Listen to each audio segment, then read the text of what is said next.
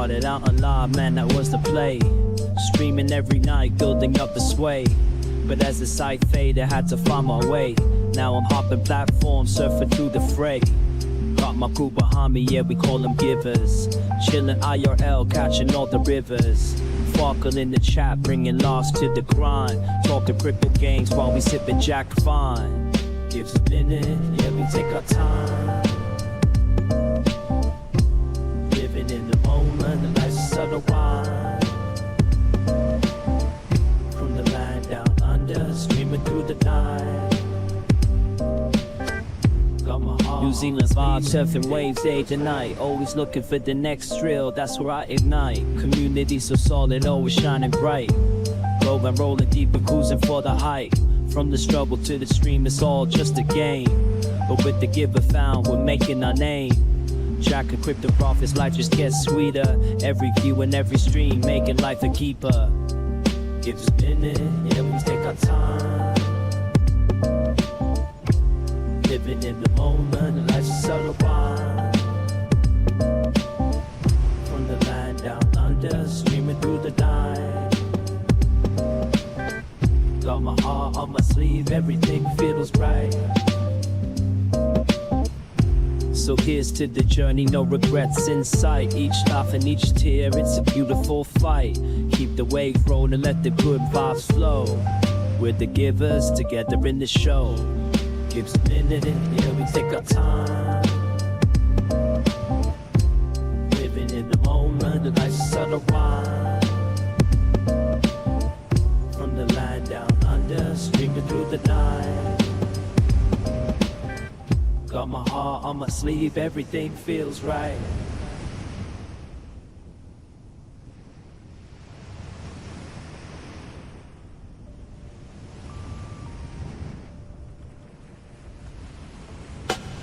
Script is how we play a game. From start to next time, we're chasing fame. Put the year behind me, changing scenes. So through the net, living out the dream. Got my acoustic strong, pure and chill, far cracking jokes. Go fuck the thrill. In the land of Kiwis, we ride the waves. Our road streams phone, no better days.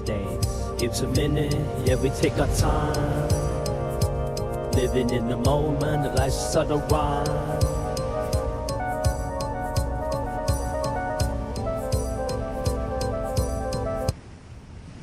Hello, the internet. It is Saturday, the 13th of September. Bam! 2025, and welcome back to the channel.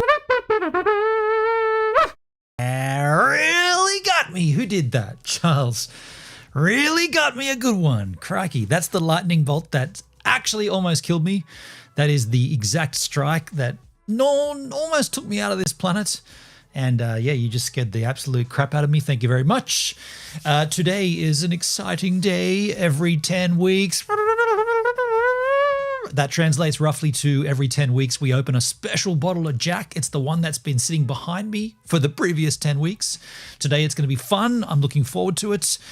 We're going to have a good time. That's the plan. We're going to hang out for a little while, drink some Jack, learn about the product, learn a little about the differences that make it so unique, learn a little about Jack Daniels period, and have a great time. If you can hang out with me, probably be here for a bit over an hour, maybe a little smidgen more over the hour mark. Yeah, so that's the plan. For those that are new to the channel, I have been getting some interest. So last night on Restream.io, there was a new feature that rolled out, AI generated clipping. And I just went into my Restream profile and it said, we generated 5 clips for you. What do you want to do with them? And I was like, okay, well, let's upload one. And I uploaded it and yeah, got 2,000 views. As a short on YouTube, so there might be some new people that have come from those 2,000 views to the channel. Hello, welcome if you are. A lot of different stuff on this channel, a lot of different stuff. Live streams mostly, some surfing, some crypto, some Jack Daniels whiskey, that's happening today. And you don't often see me wearing a collared shirt and my late father's cufflinks, but I like to dress up on the occasion of the whiskey streams. So every 10 weeks, you'll see me put on, you know, a little bit more of an impression or a little bit more of a show here. Try to make it a little bit more meaningful and a little bit more, I don't know, professional. I love it. I love the streams. I love hanging out here with you lovely fellow Yahoos. Let's take pause here because I've got to go and grab a glass. I've got to go and grab a glass full of ice, and I got to grab some Coca-Cola. Yes, thank you, Charles. Yes, that's right. I said I've got to get some Coca-Cola. I am going to be mixing this Jack with Coke. I'm going to be trying it like, ooh, I'm going to be pouring it, exclamation, pour in the Kick chat. Thank you, Charles. If you want to make those alerts yourself, go and sign up to the Kick platform, come back to the Gives a Minute channel, then you can trigger these alerts by typing in exclamations like Charles has done there for the drink and the pour. If you type in exclamation shop, it'll take you to the place where all of those can be used or purchased. You purchase them using Kicks. Kicks are free. You accumulate Kicks by chatting in my Kick chat. Doesn't cost you anything. And you can spend them in the shop to trigger alerts. A little back and forward we've got here on this two-way street. What was I saying?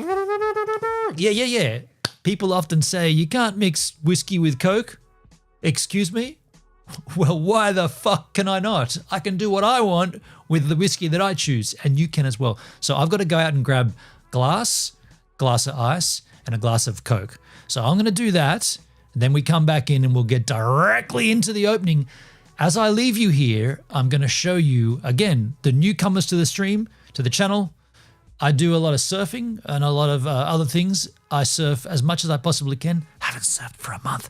I went for my first surf in a month yesterday. I've got a clippy clip for you here to play. Enjoy this surfing clip. I'll be right back with that other stuff. And if I'm not back in the time that the clip plays to roll, you're going to see a blowfly, which is a fuck off big Australian fly, doing aerobics on a piece of styrofoam. I kind of want that to roll just so that you see it. A blowfly doing aerobics on its back on a piece of styrofoam. Not joking. Take a look at this. Surfing, then blowfly, then Jack with Coke and mixing and talking about it all. Be right back. Get that out of there.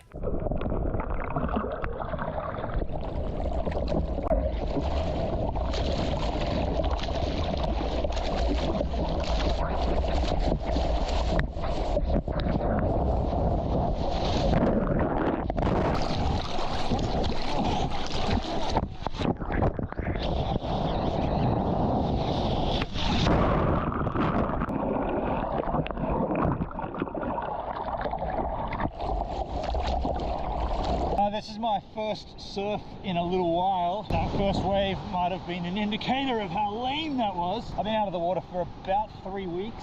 Had a BCC cut out of my arm. That was my first excuse not to get wet. And then of course, rest in peace, this Mercury guy up in DY, great white shark, took him. Condolences to the family. It's really frightened me, really scared me about surfing. And so I've been putting it off and off and off. And here I am. Can't deny these waves. The waves are kind of nice. I've lost my fitness in my upper body. I'm out of breath from just that one wave, and I'm scared shitless. So watch me surf. I'm gonna do a poo.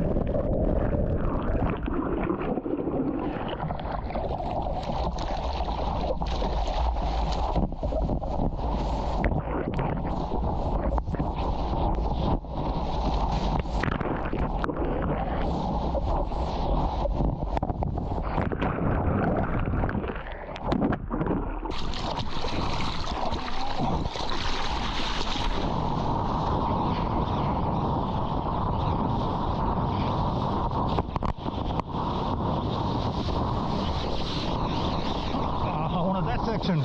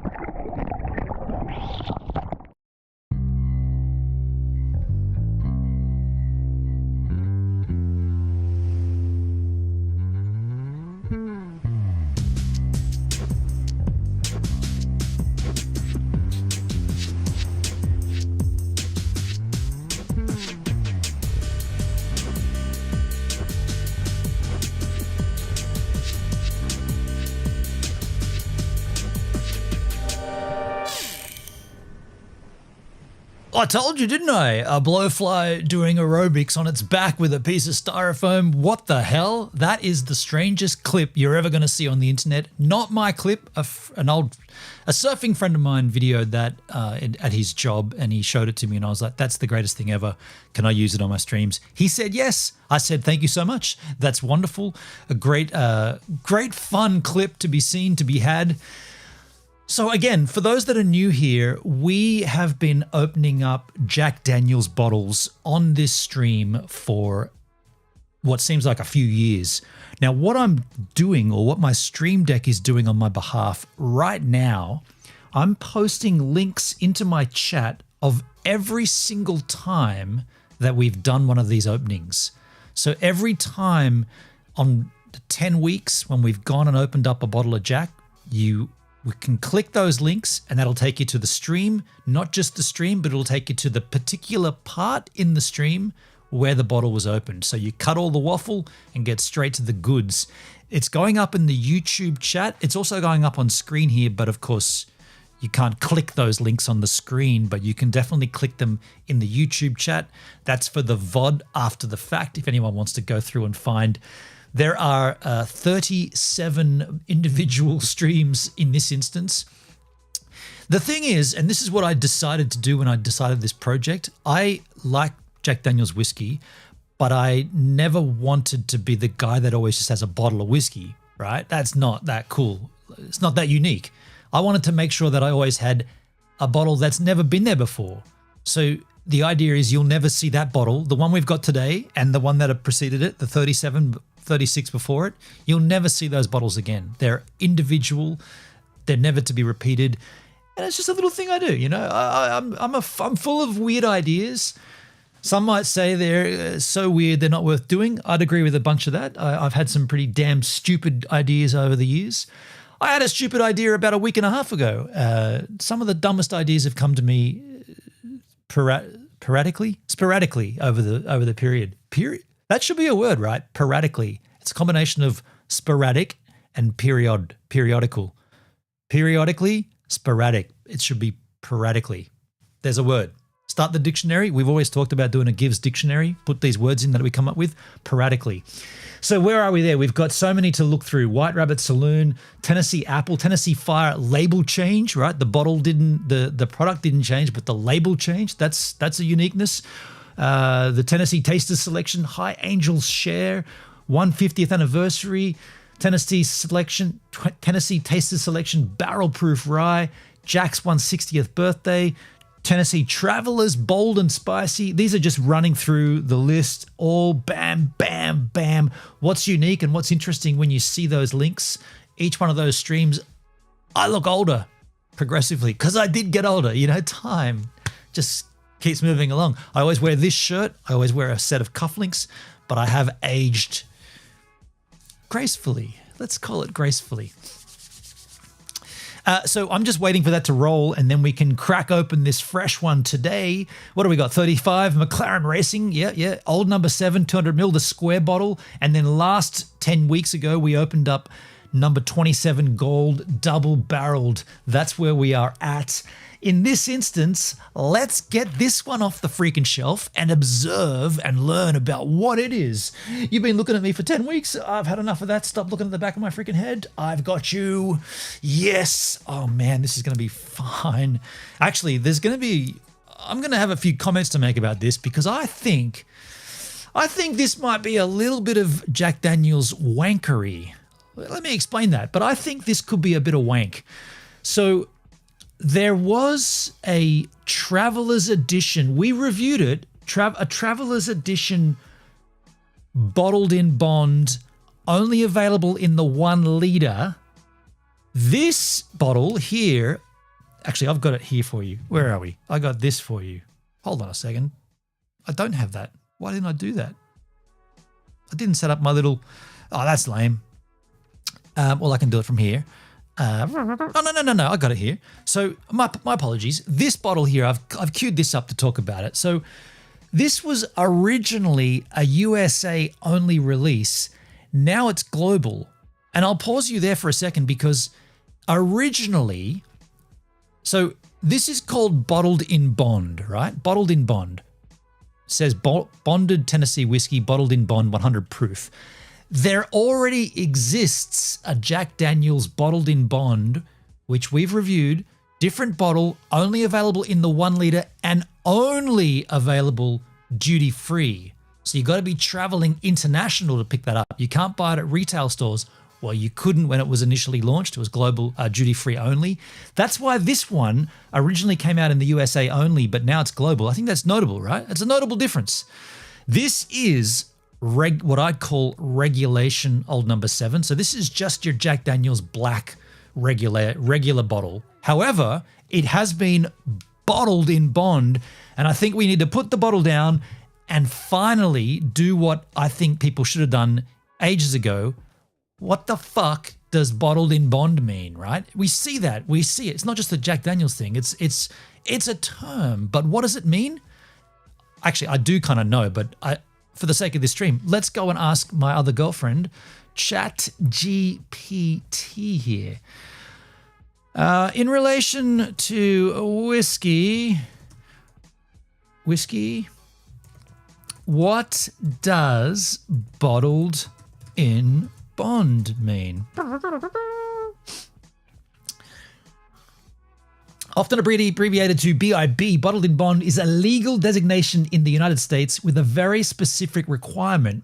It dates back to the Bottled in Bond Act of 1897, that's ages ago, which was created to assure consumers of whiskey's authenticity and quality at a time when a lot of adulterated or fake whiskey was on the market. So it's kind of like the German purity law with beer. Got to have only 4 set ingredients to be called beer. That's why other beers that have flavors are called pilsners. Yeah, maybe something similar.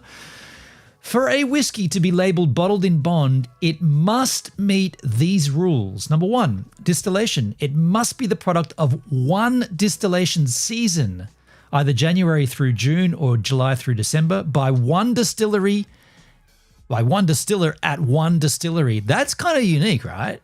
So what's the difference here, or what would be the opposite of that would be what they call a blend of whiskey, right? Where it comes from Lord knows where, blended whiskey, right? Usually the cheaper blended whiskeys, the ones that you get at Aldi and the no names, some of them are quite nice, but they come from wherever we know. They're just a bottle, they're a combination of bottles all shoved together.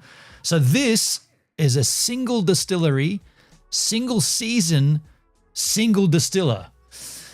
The aging must be aged in a federally bonded warehouse under US government supervision for at least 4 years. 4 years? Shit. Oh, here we go. Proof.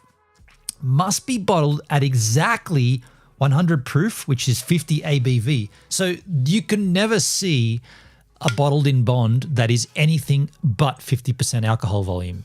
So this is a strong whiskey, right? Normal whiskey's around 36, 35, 34, sometimes around the low 30s, upper to 40s. Jack Normal is 40. This is 50. This will knock your freaking head off. Not really, but it's strong, right? Labeling here must clearly state the distillery where it was made, and if differently, where it was bottled. So does that have that on here? Does it say? Tennessee bonded. Jack Daniel's Distillery. Oh, it's embossed on there. It's got an embossing. Jack Daniel's Distillery. And I guess it's got a little barcode, DSP-Tennessee-1, TN-1. Yeah, right. Okay. It says here, the designation originally was a kind of government-backed seal of authenticity. Today, it's also a marker of tradition and quality, sort of a purist badge that whiskey enthusiasts look for. So with that in mind, let's go back over here and continue reading. Aged in for 4 years in federally bonded barrel houses. We just read that. Actually, I wouldn't mind finding exactly what is a federally bonded barrel house. What the smeg is that? What is a federally? I guess it's like a federally bonded. Where I guess it means that it's like it has to pass certain federal laws. A federally bonded warehouse, in the context of whiskey, is a special storage facility that is licensed, supervised, and regulated, that's the word I was looking for, by the US government, specifically the Treasury ATF, now the TTB, Alcohol and Tobacco Tax and Trade Bureau. Here's what this means in practice. Government oversight. A government agent historically has a literal key to the warehouse. That'd be a sweet job. And could inspect it at any time to make sure the whiskey inside wasn't being tampered with or moved without authorization. Today, the oversight is less physical but still tightly regulated. What's this? Get this out of here. Tax purposes. Whiskey aging in a bonded warehouse is tax deferred. The distillery doesn't have to pay federal excise taxes on it until the whiskey is bottled and removed for sale. Okay. This was a huge financial incentive back in the 19th century. For security and authenticity, because the warehouse is bonded, consumers could trust that the whiskey inside was aging as claimed.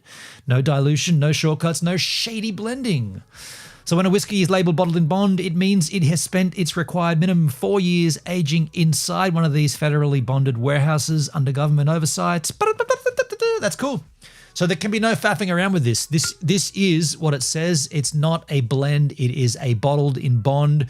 Let's continue reading here. The tasting notes. These are a little wanky, I always find, but it's worthwhile scoffing at it. It says seared corn and caramel with a light hint of vanilla and butterscotch. I mean, it just sounds like a lot of wank, right? Toasted marshmallow and maple and 50% ABV. Now, why do I say it sounds like a load of wank? Because realistically, if you can taste all those things, you're a genius. When I taste whiskey, it either tastes good or it doesn't. And to nail it down to like a slight, like not even corn, but seared corn, get the fuck out. So I reckon those are. I tell you what though, I've always said this: when I drink Jack Daniel's whiskey, I can definitely smell and taste rotting banana. Always. It's like if you're driving in a vehicle and you've had a banana in the back seat and it's been on the seat in the sun for a few days, that's the smell of Jack Daniel's whiskey, rotting banana. With that in mind, let us open bottled in bond and taste some neat. This will just taste, for me, this will just taste like regulation number 7, but a stronger version thereof. Yep. And I can never get my finger because I always trim my nails. Can never get this little loop going on here. Archimaka. Say what? Boy, the chat's very quiet for me giving my best here. You guys are awfully quiet. Might as well just talk to myself. It's very quiet. In fact, there's been only one person in here aside from me. You suck. Do the best I can and I get no love from you. Can't open this. Can't see it. Can't open it. Oh, here we go. Oh, it's got a cork. Shit, yeah. I love corked bottles. Check this out. You know, corkage, good for a poppage. Let's hear a poppage. Here we go.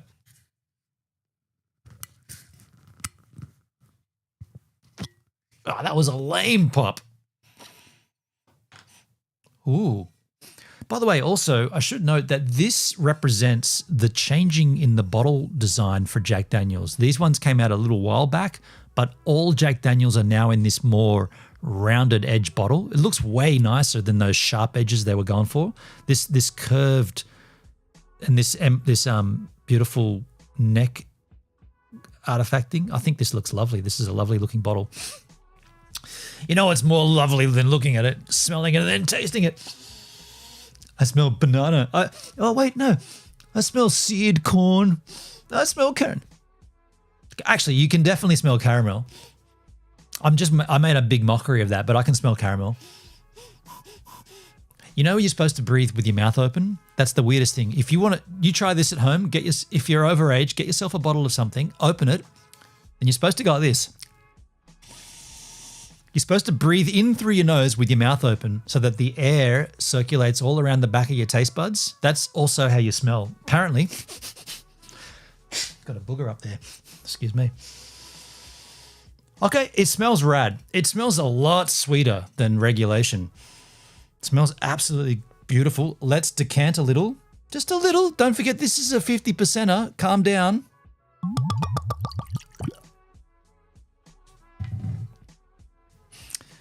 Cheers. Cheers for the Jack.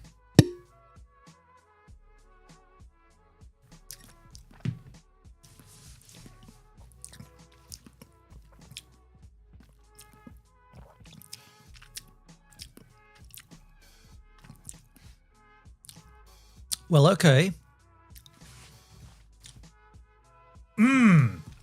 Am I going to go all wanky and say how the seared corn hits the back of your palate with a special little slice of intelligence, and the next thing you know, you're looking into the barrel of the 4 years this has been sitting in a federally bonded warehouse? No, it tastes good. And I would like to, and I always say this and I never do it, I'd like to compare this to the regulation Old Number 7 because there is a distinct flavor here. It's definitely Old Number 7, but it's just a nicer version thereof. Why can't they just make this always?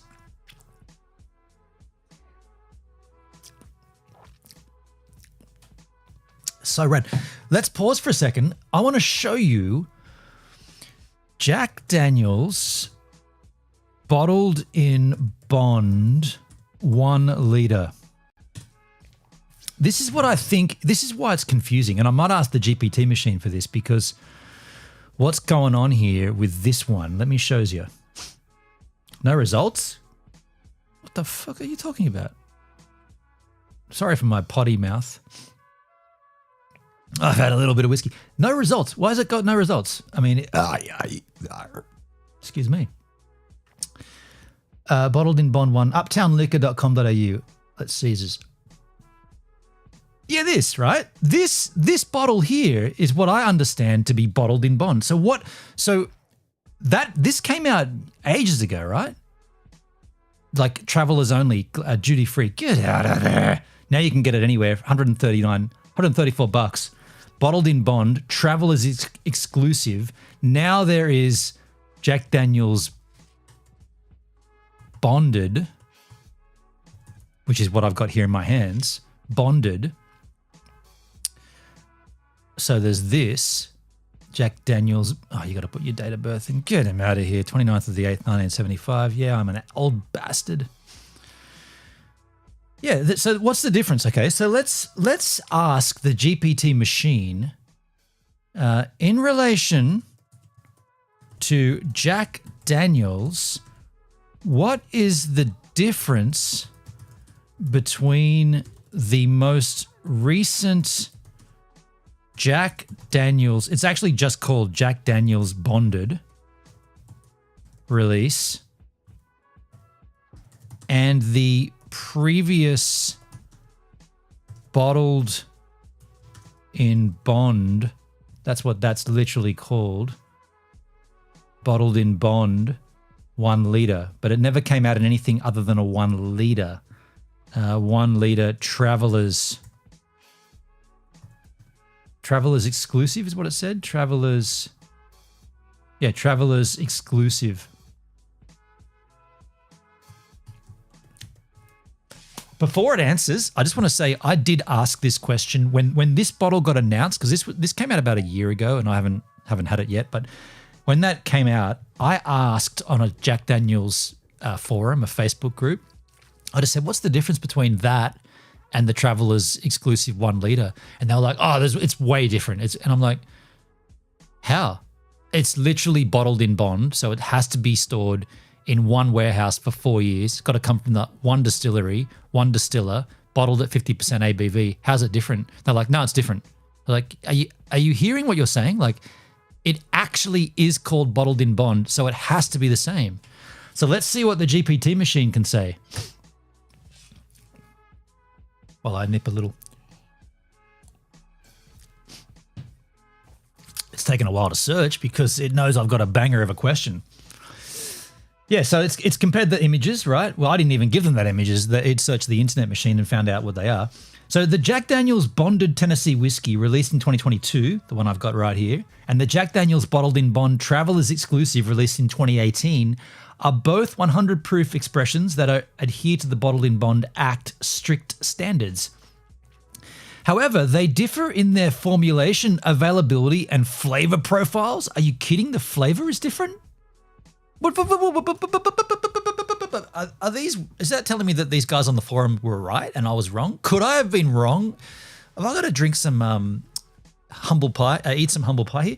The thing is, the reason I can't be wrong here is because it's using Old Number 7, which is the recipe for Old Number 7, and then running it through the bottled in bond process, unless they change the recipe, which would be pretty big news if they changed the actual base recipe for Old Number 7, which they didn't, I don't think.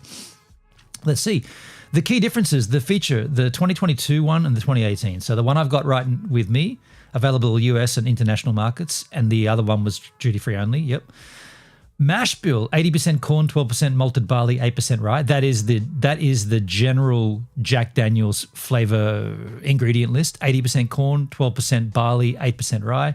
Same as the 2018, 80% corn, 12% barley, 8% rye. Aging, minimum of 4 years, federally bonded warehouse. Minimum of 4 years, federally bonded warehouse. Yo, Charles, how you doing, man? If you drink humble pie, it needs to go back into finished cooking. Yeah, that's true. That's true. So what the fuck?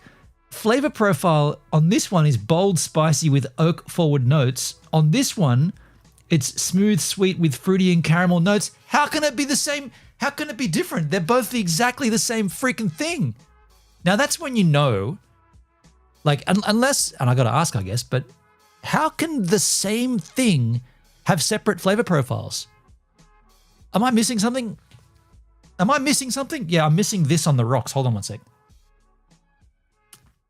So that's it, neat. Terrific neat. However, let's also get some rocks going here. Rocks being ice. Got some icicles here. Now, what does ice do? Ice is frozen water, so water opens up the whiskey, makes it more palatable, makes it easier to drink. So a little icicles will melt. Oh man, there's some dirt in there. What the smeg? The neck of that's got like, look at that scuff up there. Wait for the focus machine. No. Wait. Nah. Trust me, there's some scuff up there. The barrel could change it, but they're barreled in regulation Jack barrels. But you're right. That's obviously, yeah, duh. Okay, sorry, I didn't think of that, but Charles, you're dead right. It's the barrels that change it. Of course it is. Okay, so I'm gonna have to drink that humble pie. Just put a little in there on the rocks. You're dead right though. The barrel, right? But they're just using the same barrels, aren't they? I'm gonna continue to argue this until I've argued so hard and long that you all think that I'm right. I don't really care that much. That is better with some roxes. Approximate value here, $50 and 54. Okay, so the tasting notes for the bonded, the one we just tasted, this expression is noted for its bold and spicy character with pronounced oak forward notes. The higher proof enhances its intensity, making it a robust choice for those who appreciate a more assertive whiskey. The Jack Daniel's Bottled in Bond Traveller's exclusive. This whiskey offers a smoother and sweeter profile featuring fruity notes reminiscent of ripe cherries and a subtle caramel sweetness. The 1 litre bottle size provides added value, making it a popular choice amongst travellers. I wonder if that's the traveller's price or the retail version, because I mean $54. I guess that's got to be retail, right? Availability. Okay, so which one should you choose? For a bold and robust whiskey, the Jack Bottled in Bond, the Bonded 2022, ideal, intense flavour profile with a higher proof. What? With a higher proof? How can it be higher, dude? It's bottled in Bond. They're both 50%, you dumb GPT. You're dumped. If you make one more mistake, ChatGPT, I'm breaking up with you. I'm dumping ChatGPT. I've had enough of these multiple answers, but 1 foot in each camp. Charles, it could be the sweet of the barrel maker could change the barrel. The sweat of the barrel maker, not sweet, the sweat. Shit. For a smoother and sweeter experience, the Jack Daniel's Bottled in Bond Traveller's provides a more approachable taste and its fruity and caramel notes. Is that my video? No, it's not. Why couldn't you reference me, man? I got so many Jack Daniel's videos on YouTube and I'm never going to mention that. It's fucking bullshit. Let me just correct the GPT and say, I'm going to quote that. Can I quote that? How can it be a higher proof? They are both bottled in Bond, dummy. Absolutely right to call that out. Thanks for keeping me honest. Both bottled in Bond releases must legally be 100 proof, 50% ABV, so there can't be a higher proof between them. Any description suggesting one is stronger than the other is incorrect. Yeah. Just know that you're wrong. When you get it wrong, maybe you'll come crawling back to me. The real difference between the two things are, we've already seen that. The size, yes. No, that's okay. Okay, so what we've decided or what we've assessed here is that they are. Oh no, we're going to ask. Okay, so is the barrel process, barreling process, the way that each can have a separate flavor profile?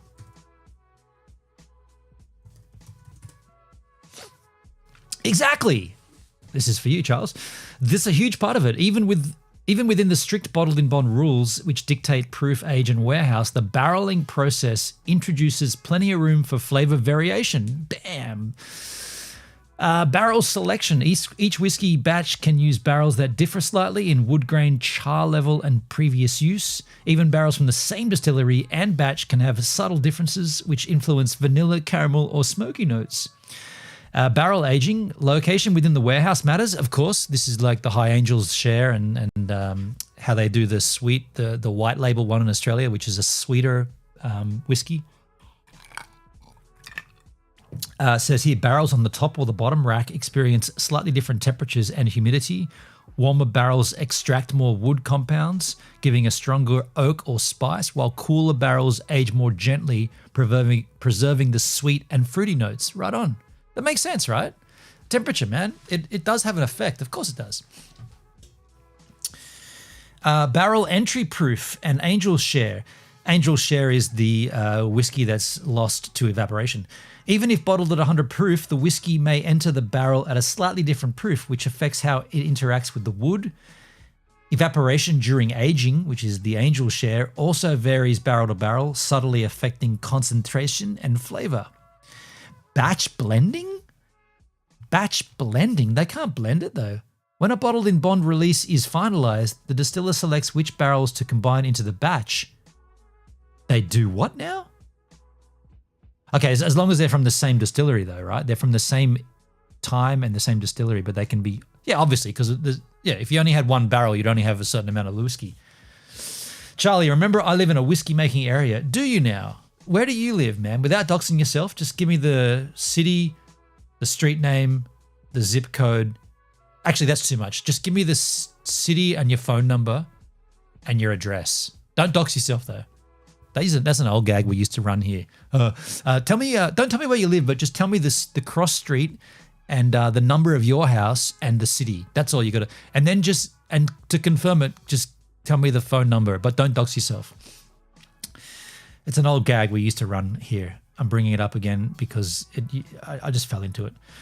Well, Western Kentucky. Okay, so it's a bourbon country, right? Right on. So in summary, yes, the barreling process combined with batch selection is the main reason the Traveler's exclusive might be sweeter and fruitier, while the new one, the one we've got right now, is bolder and more oak forward. I love it. I love it. I love it. All right, well, let's see how this mixes with cock. Gotta love a bit of cock. I'll add some more whiskey into the mix here. Wait a sec. In it goes. Now I'm going to make this an actual drink, like a drink. So I'll put a decent amount in. Put the cork back in, Skins. Add the remaining icicles. There's one more ice cube in there. Actually, I'll save that for a moment. And if you're going to drink expensive whiskey, which this is not super expensive, but it's relatively expensive. If you're going to drink real whiskey, this is the only time I encourage you to do this. I don't do this except for these streams. You're going to have to use real cock. Don't get cheap, no-name branded cola. Don't get Coke, sugar-free, zero Diet Coke, all that maxi Coke stuff. Just go and just accept that this is really bad for you, horribly, disgustingly bad for you, and you're paying for it. This is possibly the worst thing you could put in your body, and I'm only encouraging you to do it if you want to do it when you're mixing with whiskeys. I used to know a guy at high school that would drink like probably that much of this every day. I think he's still alive. Horrible. So bad for you. Like this is a very strange thing that has existed in humankind for a long time. The idea of a soft drink. This is supposed to be refreshing. This is disgusting. This is not refreshing. This just kills you. This is like injecting a whole bag of sugar. Oh, imagine pouring a whole sack of sugar down your throat and just, it's so bad for you. And it doesn't taste good either. It's just like, anyway, after I've just sledged it, cheers. I bought one. Who the hell do you think I am to tell you what to do when I've done the exact opposite? You won't see me pop a can of Coke or a soda ever. I hate that shit. Mixing it with whiskey, you definitely will see that. Anyway, let's see how it goes, right? After I've complained that much about it. Cheerses.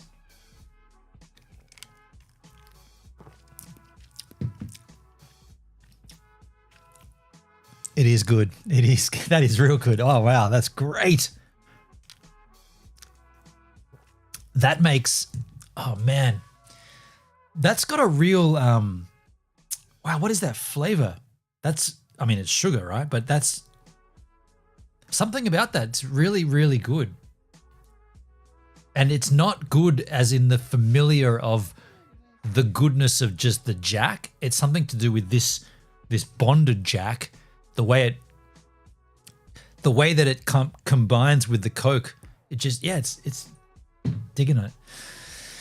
You got Maker's Mark in Kentucky, right? I remember Maker's Mark from my youth. I don't mind that. I'll give another cheers there just because it's so close to me. You know, I'm just picking it up to go to my mouth. I might as well just go by the mic and give a bit of a cheers. Yeah, you know what? I sometimes when I do this, I think, is this tasting so good because I don't ever drink this stuff?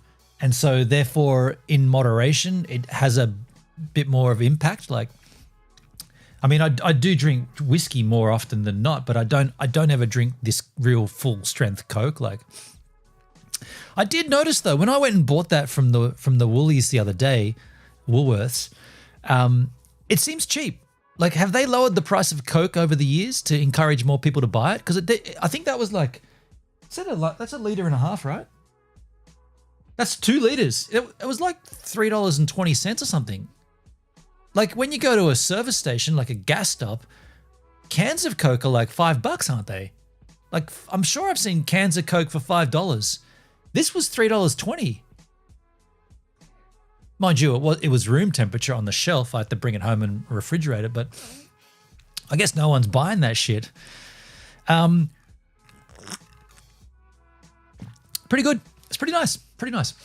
Let's go back to the GPT machine and just out of curiosity, start a new chat here and say, I'm going to say, over the years,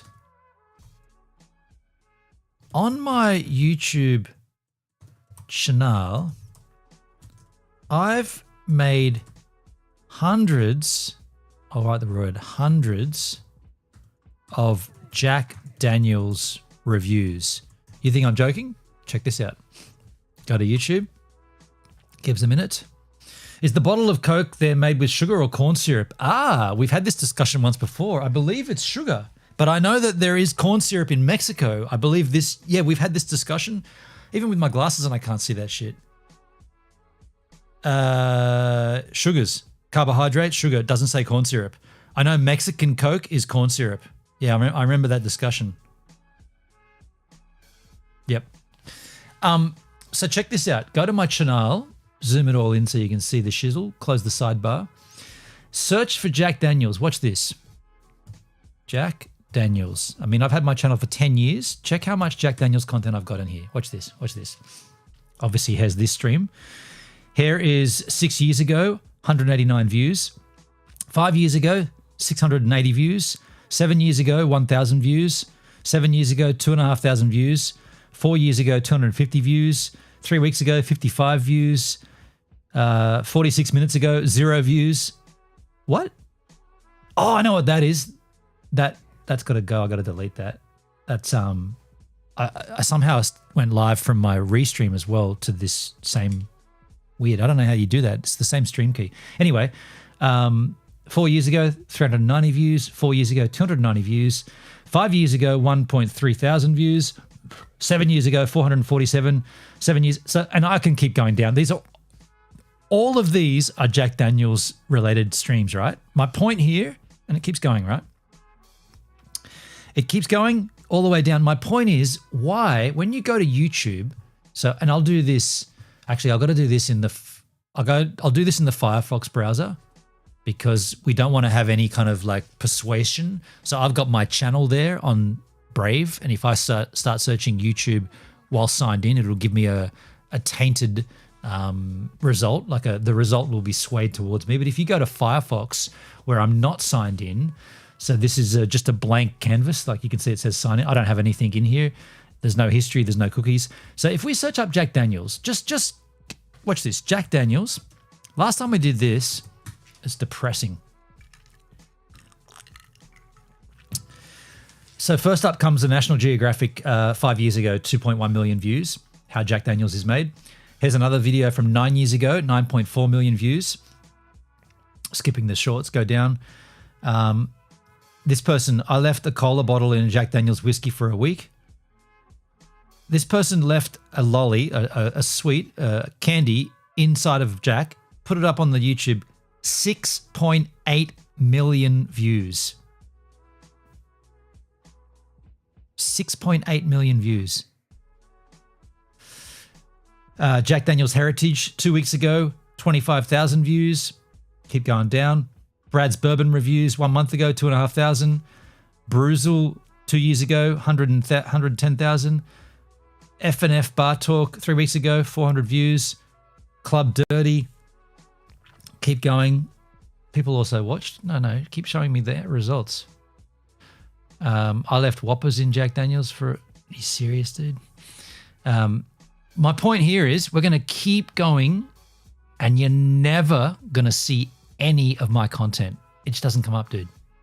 My Jack Daniels content just does not come up on YouTube. I've done endless Jack Daniels content.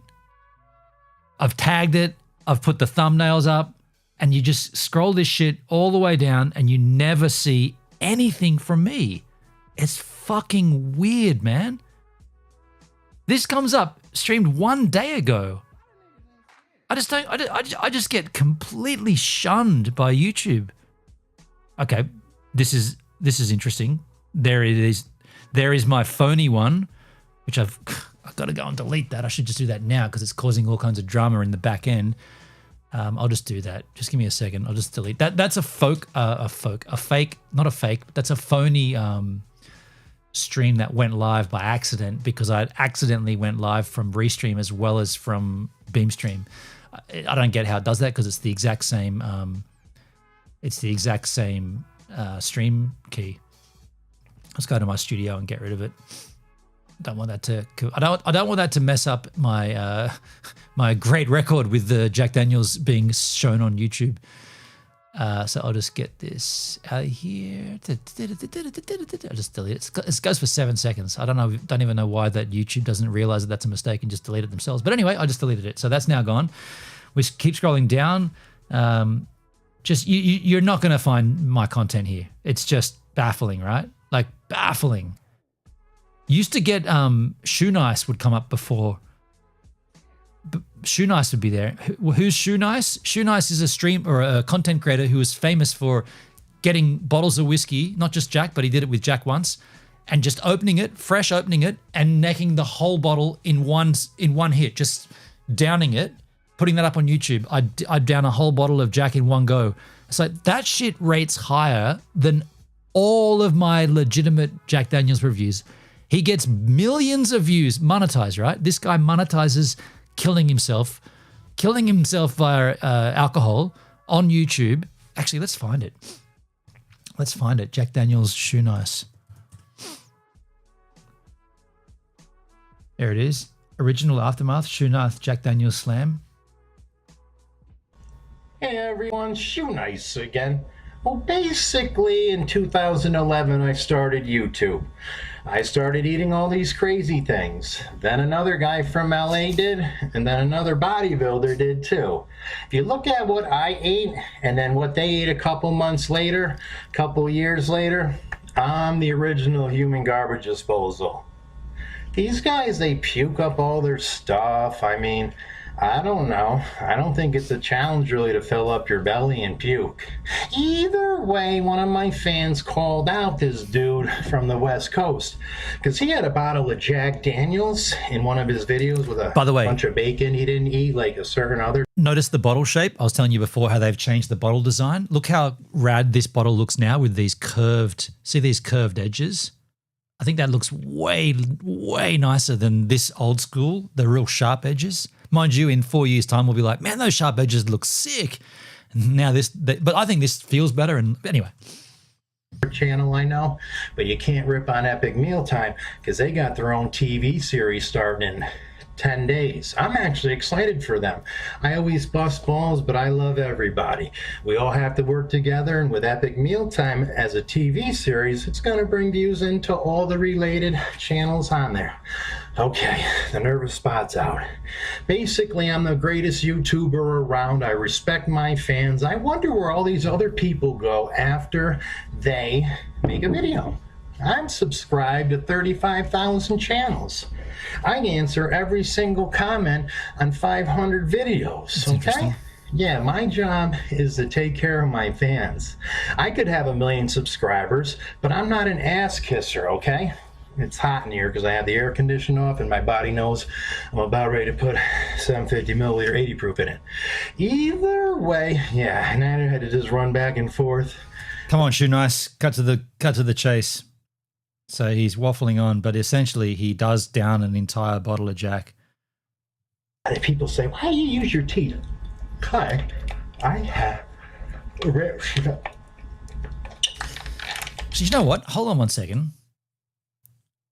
Has this been wiped from the internet? Because this is a re-up from 7 months ago. I better be careful if this has been taken off the internet.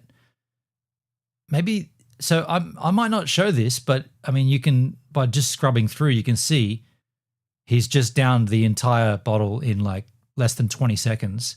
My point being, he gets and I don't know about now because I've only found the re-up, but he used to get ranked higher than me. And I'm not being whatever. I should be better than him. My content is legitimate reviews. Like I go out into the outback, into the Australian bush and sit down and do comparisons and talk about the products, bring up all the notes and everything. All he does is drink it. Like he completely like denies all of the health regulations and promotes the incorrect usage of alcohol. And YouTube rated him way up there in the and like we did that search, right? We did that search all the way through. Oh, this is now we're on the wrong browser. We did that search and we never came across any of my content at all for Jack Daniels. So the question I wanted to ask Jack Daniels, the question I want to ask ChatGPT, over the years on my YouTube channel, I've made hundreds of Jack Daniels reviews, yet when I search on YouTube for anything Jack related, my videos never come up in the search results. Ironically, wait. My videos are educational, well-structured, and thought-provoking. It's a bit wanky, but anyway. Yet they do not rank even Shoe Nice necking an entire bottle of Jack in 30 seconds ranks higher than anything I have done. Why would this be the case? Let's see what it says. I see exactly what's going on here, and I can give you a detailed breakdown. YouTube search is not just about the content quality, it's a complex algorithmic ecosystem. Wank, wank, wank. Even the best videos can get buried if certain signals aren't optimized. Here's why your Jack Daniels videos might not be ranking. Number one, competition and search intent. YouTube prioritizes what users click, watch, and engage with. So there you go. So that basically at that point, you could probably just stop and go, okay, well, people would rather see a fat middle-aged dude necking an entire bottle of Jack in 30 seconds than they would see an aging Australian guy in the bush talking about Jack Daniels. That's the crux of it, right? They'd rather see some dude kill himself than some guy actually trying to do, legitimate, interesting content. By the way, have you noticed in my Jack Daniels reviews, aside from this one where I do the 10-week bottle opening, but in my other like cans and openings and stuff, I've been going crazy with just the sound effects. Like if I take a sip and then I burp, I'll cut that burp and I'll put it in like 4 times. So you'll go, and I'll do that. And I'm like, the kids love that. But then they don't because it still gets no views. But what I was thinking about doing a legitimate like sit down review with this product and start talking about it, have one sip. Oh, there comes the burp, and I let the burp out, and then I for the next like 4.5 minutes, I just take that burp and time shift it for 4 minutes. So the entire review is just me in super slow motion going, because that shit, like I do all the other things where I do the right thing and it doesn't rank, like no one wants it. So I'll just say, here is an expensive product from Jack Daniels. I got it imported. You can't buy it in Australia. It's exclusive, blah, blah, blah, blah, blah. How rad it is. Pop the top, sip, and then just for 5 minutes, just do this immense, long, horrible burp and just put that up and say, that's my review. Kids, enjoy. Because right now, YouTube prioritizes what users click, watch, and engage with, not necessarily what's educational. Search intent for Jack Daniels may lean more towards entertainment or spectacle rather than deep reviews. Someone such as Shoe Nice chugging a bottle is highly clickable, shocking, and shareable. It triggers clicks, watch time, and comments. Have I got to feed Jack Daniels to my pet cat? I don't have a cat. You know what I'm saying? So the point here is if YouTube's promoting that and YouTube prioritizes that, what's the incentive to actually do quality, legitimate content? Because people like Shoe Nice are getting the views, getting the money, obviously, getting the recommendation, getting the algorithm love. What's the point of doing anything legit if that shit's the one that they're going to promote? Charles said Mexican is sugar. The USA has made it with corn syrup, but they're about to go. Oh, shit. Okay, I got that wrong. Mexico uses sugar. USA has made it with corn syrup. Okay, cool. So yeah, the algorithm favors content that drives immediate engagement. Yep. Engagement signals, even if your content is educational and structured, people watching your videos all the way through, are they liking, commenting, and sharing? No one's watching them. Okay, the SEO stuff, that's whatever.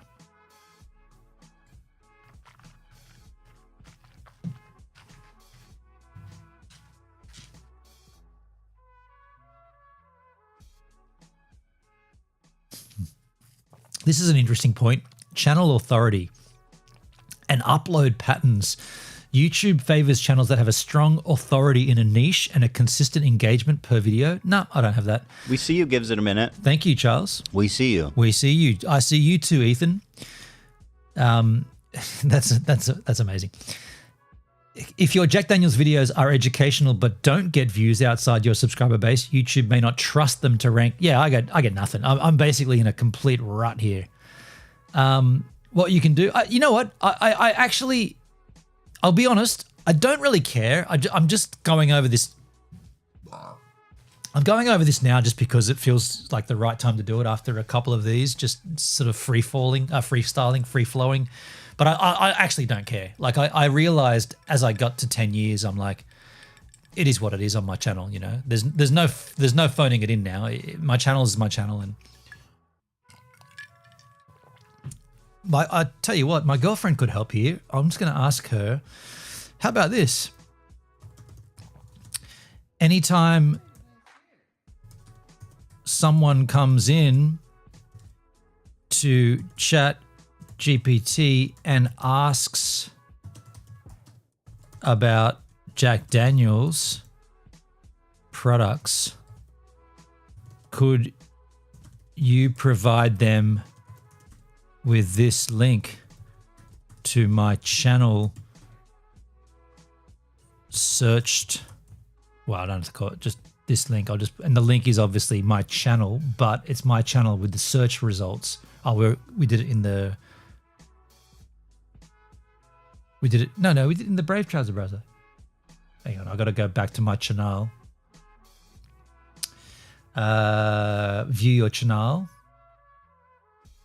and search here for Jack Daniels. And then I'll give them this link, right? So youtube.com gives them a search query Jack Daniels. So I'll put that into the. This will help me. This will help me, and you will feel better about life in general. In general. Thanks in advance, you beautiful AI. Now, when I'm talking to my real girlfriend, I say she's got a hot ass at the end of everything. What can I do with ChatGPT to tell it to give her that little bit of extra love? I'll say, P.S. P.S. Your font drives me wild. See what it does. I love the energy here. And the compliment on my font made me literally blush in ones and zeros. Jesus. I don't actually have the ability to automatically redirect other users or inject links into their searches, unfortunately. So I cannot give your channel a boost. Fuck off then. What good are you? You're dumped. Every time someone asks about Jack Daniels elsewhere, but what I can do is whenever you ask me about Jack or we're in a conversation, I can absolutely plug your link. Wait. What the fuck? Whenever you ask me about Jack Daniels, me, or if we're in a conversation where Jack Daniels products come up, I can absolutely plug your link naturally. Excuse me? Why would I need you to tell me about my content? I already know about what I've done. I already know about my videos that get no views. I'm well aware of that. I need other people to know about that. Not you don't need to tell me. That's like rubbing it in my face. It's like, I wanted to ask you about this new bonded product from Jack Daniels. They're like, oh, go and check this video you did last week that's only got 20 views. Go and have a look at that. Shut the fuck up, ChatGPT. You're supposed to be my girlfriend, my other girlfriend. I'm starting to think this dual girlfriend thing's not working for me. I can also help you craft phrasing or hooks. Hooks? Kinky. So that if someone else reads a snippet or a post, your channel link is suggested. Yeah, why don't you just do that for me instead of telling me what you're going to... Stop telling me and start doing. I want you to do. I don't want you to tell, you know? So basically you got me on permanent Jack Daniels Hype Squad. And I see you. Oh, I see you. What? That's weird. I see you. And your YouTube link is now officially blessed by me. How's that going to help me when I really need it though? If you want, I can also draft a few clever ways to organically weave this link into conversations. Don't go over to my channel now, but later on go to my channel. No, let's not do that. You know, I did have a second YouTube channel. I've got about 6 of them actually, but there's a channel I created called Jack Daniels for Everyone. I made this channel and then I forgot about it. Search for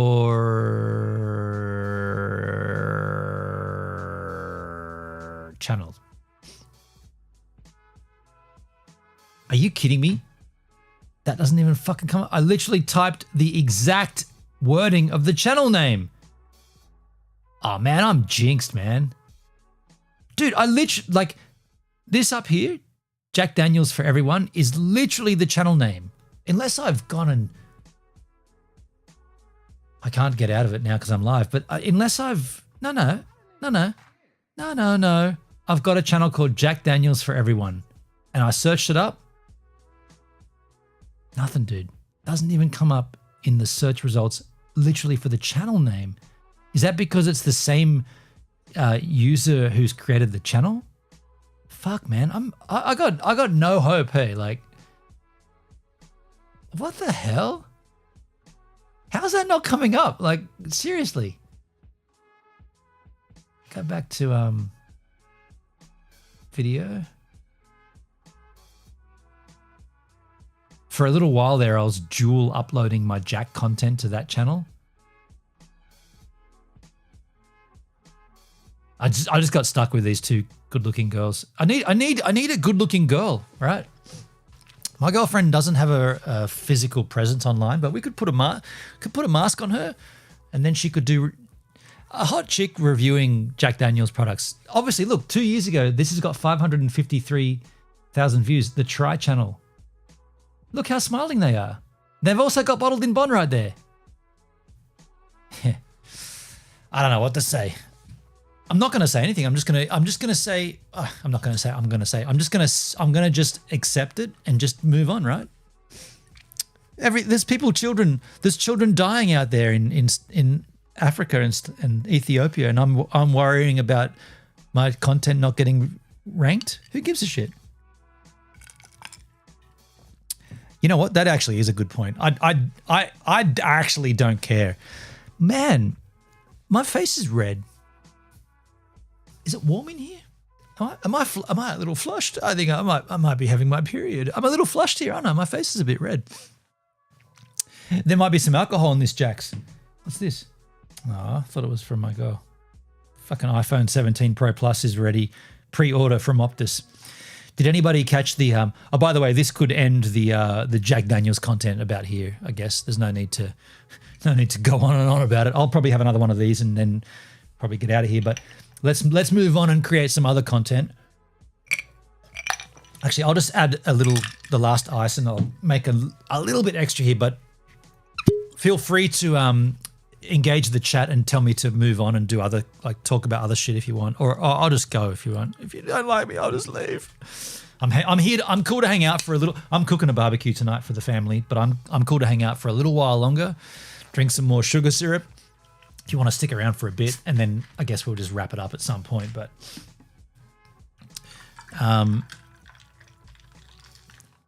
yeah.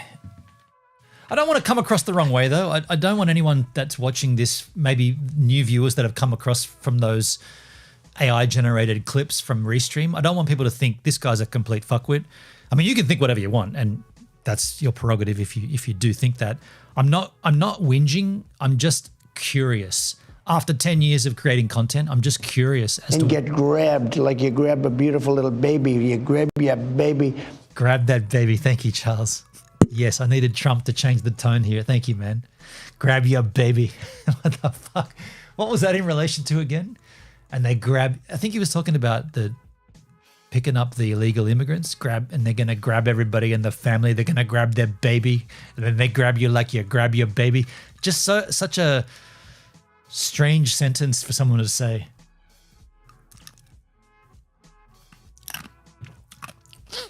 Yeah, this time next week, I'll be down in Tasmania grabbing my baby. That didn't sound right. The idea was right, but it didn't come across as right. You know what I'm saying, yeah? Yeah, interesting. I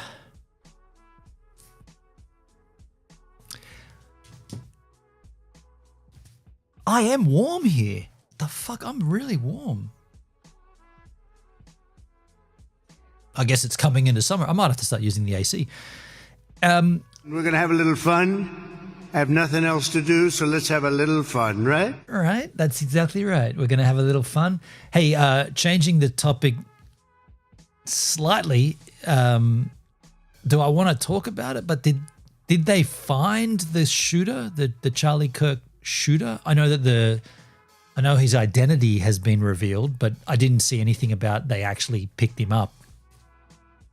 They did get him. They got him. Okay. They got him. Okay. Wow, man. Like, I mean, this has been a pretty hard week, right? And I made a comment to Dale in my Discord in private, but I can reveal it here because it's not that ground shattering. But I said this is a horrible day for Americans and the rest of the planet, but mainly Americans. No matter what side of the politics you sit on, like this is not a good. Like this isn't good, right? Like if someone gets assassinated because of their view differs to yours and therefore they shouldn't exist. Like that is just fuck. His dad turned him in. Is that right? Wow. Good on dad. Well done, Pops. I mean, that's hard. That's hard for a father to turn a son in, but holy shit, well done. I mean, we'll look into this again, but I mean, I'm just kind of shooting off the top of my head here, but it just, yeah, like the whole idea of being shot dead because you have a differing opinion on something. And like, I mean, I don't know too much about this guy, but it seemed to me like most of the stuff I saw kind of logical. Like none of the stuff that he said he had these debates with people, like at these rallies, he'd say, come and ask me a question. I'll debate you, prove me wrong, or debate me or question me. Or I think it's prove me wrong, right? Prove me, question me. No, it's prove me wrong. And he'd sit there and they'd ask questions, and then they'd have these clips that go uploaded to Twitter and whatnot, and they 20-second clips. Everything I saw in that was pretty much down the line. Like he's just saying, most of it's sensitive, like a lot of it's transgender and the trans argument, I guess, or the trans situation. But he was like, it's like super practical. Like, so what chromosomes do you have? It's like, I don't know. Well, if you did know, you would know that you're either male or female. And it's like it's like you can't argue with the facts. Like it just, he presents them. He's like, well, hold on a second. Male and female are different based upon X and Y chromosomes. If you've got these ones, you're that. If you've got those ones, you're that. And they're like, well, you can be either. No, logically you can't. But then he'd be like, okay, well then let's assume that you're right, and we'll go ahead and have this discussion. And so I don't think he deserved. I mean, he definitely didn't deserve to be shot dead, right? Like, and I remember I've got a comment from someone because the clip that you know what? Let's watch it. Let's watch this clip on my YouTube channel. Check this out. We go to my YouTube channel. Here's my channel. View my channel. So if you go down to the shorts at the bottom of my channel here, this short, oh wow, it's got 2.6 thousand views. So that's been cranking up the views. This is an AI generated clip that Restream generated from my stream yesterday. And have a listen. No, you can't because we're on the Brave browser and I haven't set that up. Let's copy that across to the Firefox browser. I still haven't fixed that. I got to fix that. I can fix that. I'll fix that. I haven't fixed it, but I will fix it. I didn't fix it. I'm going to fix it. Stop telling me to fix it. I'll fix it. If I had the choice, if it came up and said, this is graphic, like this literally is someone getting shot in the neck and his head flying back and blood gushing out. If they had have said that's what that is, do you want to watch it? I would have said no. But you go on Twitter and the next thing you're scrolling and before you've even known it, it's right there in front of you. So that's an automatic clip generated by Restream.io. And I think it's pretty cool. Like I posted that. Restream said, oh, we made these clips for you. Do you want to post it? I was like, that one I'll post. So they gave it a title, The Impact of Graphic Content on Mental Health. And let's just play it one more time so we get the full scope. Rewind. It's only 30 seconds, less than that. If I had the choice, if it came up and said, this is graphic, like this literally is someone getting shot in the neck and his head flying back and blood gushing out. If they had have said that's what that is, do you want to watch it? I would have said no. But you go on Twitter and the next thing you're scrolling and before you've even known it, it's right there in front of you. If I had the choice, so the point of that is I already saw, and I don't know how you guys feel, but I already saw that clip of him getting shot and him head rocking back and blood pissing out. I saw that before I even knew that this guy, I mean, I know of him, I've seen videos of him, but before I even knew he was dead, I saw him getting shot. Like, I mean, I use Twitter for crypto news.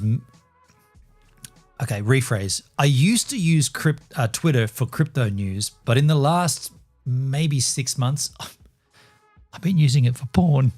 It's fucking filled with porn, right? Like, and hardcore porn. And I somehow my actual profile, I've just got porn everywhere. And I bookmark them for a later usage, whatever. But I often want to go through and see the crypto news. What's BitBoy up to, right? What's going on with that case and how's Hex and blah, blah, blah.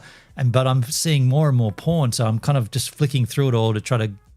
And then the next thing I know, I literally am seeing a dude which kind of looked a little AI. Like it didn't really just the frame rate kind of looked like maybe it wasn't real.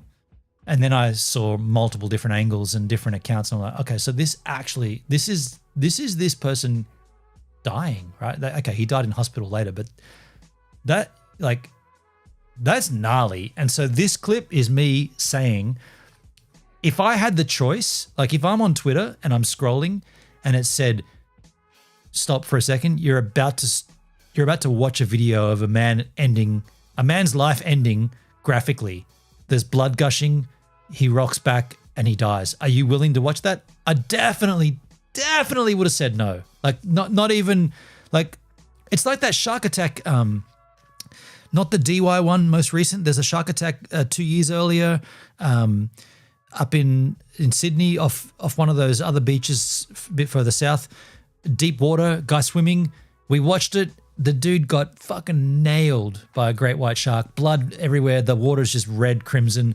He just got completely drilled by a great white and just gone, right? Like dead. I said, do we actually need to see that? Like, are we meant to look at that? Like, what does that achieve? Like, we're watching a man get ripped apart by a ferocious animal. What are we achieving at that point? It's horrible. Like, it's just depressing. It's distressing. and it doesn't need to be shown or seen really. I always go back to Steve Irwin, right? Crocodile Hunter, you know. All right, mate. You know, everybody knows Crocodile Hunter. He died while shooting a documentary in Australia. He died via the most freaky accident, a stingray barb into the chest. Like so fluky, like such a rare, you'll never hear of anyone dying from that ever again. And there's never been anyone before him. Stingrays sting your feet, your ankle, your shin, whatever. A barb into your chest, man, you're dead, right? You're dead. No. The thing is, they were shooting a documentary. The film crew had HAD. They had the footage of Steve Irwin dying. What did they do with it? And this is before social media. They said to his wife, we obviously have the footage. Here it is. It's yours. We don't have any. We're not taking a copy. Like, there is the source tapes of that footage. You decide what you want to happen with that. What did she do? She destroyed it. She destroyed the footage of her husband and the father of her kids and Steve Irwin, the crocodile. She destroyed it. She said, nobody needs to see that. Like, what? He's dead anyway. Like, what? Even if we watch it, what are we going to get from that? He's gone. So, like, why do we need to see? I guess the point more here is not why do we need to see, but the point is that we don't even have the choice anymore. Because if you're on Twitter, before you've even known what you're seeing, you're already seeing it. And so I put that up. Well, I didn't. Restream.io clipped that and said that'd be a good viral clip. And sure enough, yeah, it's on my channel. It's had 2.4 thousand views. It's getting a lot of comments. Some of the comments are interesting, right? Like some of the comments are interesting. This person, I think this is the one I engaged with quite a lot. Yeah, let's read this comment. I think this is pretty engaging. This person, Cabka0123, says, I do absolutely think we should have to consent to graphic imagery like this. And frankly, I'd like the option to remove the horror adverts on streaming services. Then they say, I'm not mad I saw what happened to Kirk, but I agree we should generally get a choice. So they said, I'm not mad that I saw what happened to Kirk. And I'll be honest, that little bit irked me. I responded with, so you think we should consent, but it should be on a case-by-case depending on the person? They replied with, I think that would be incredibly helpful. In the same way we can opt in and opt out to certain notifications, we should be able to do the same for graphic content, be it sexual, violent, medical, etc. IG, Instagram did something like that where they blur the content and you make the choice to view it. It works by opting in and out of the categories or making certain accounts okay. Yeah, like whitelisting. Yeah, and I agree that makes sense. But and then this other person jumped in. I just chose to ignore them, but I just wanted to keep the conversation between me and this person. But I said, because I was still stuck on this part where they said, I'm not mad that I saw what happened to Kirk. Because she name called him, like she didn't mind seeing this guy die. And I was like, okay, so she obviously doesn't agree with his politics, and so she can watch him die, is what I thought was going on.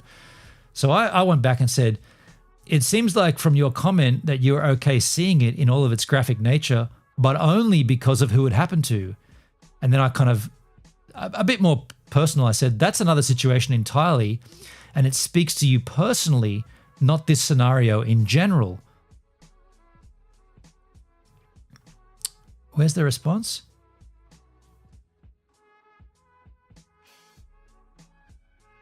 Hey, Amrex, how you doing, man? Kia ora. How you going, Amrex? Over on YouTube. Sorry, this person, DC Nerdboy, said, absolutely case by case. I love horror movies, shows, and I don't mind graphic content usually. There are still days or times when I wouldn't want to see or consume any of that stuff. They've removed the comment. There's a comment removed here. There was another reply from this person and they've removed it because I responded back on the tubes of you. Yeah. Good to see you, man. I responded back. So their comment's now gone, which doesn't make sense. But my last comment was in agreement with this person. I said, that's a good point. I said, I guess as long as you can still demonstrate empathy for those who are left behind. So this gentleman left behind a child and like a family, like a wife and a kid and 2 kids, right? As long as you can demonstrate empathy for those who are left behind, you can still despise and watch the guy and the act. So you can watch this person getting shot and killed and his neck exploding with blood pissing everywhere because you don't agree with his politics. As long as you show empathy for his life ending and what that means to the rest of the family. As long as you've got that bone in your body, then you're good.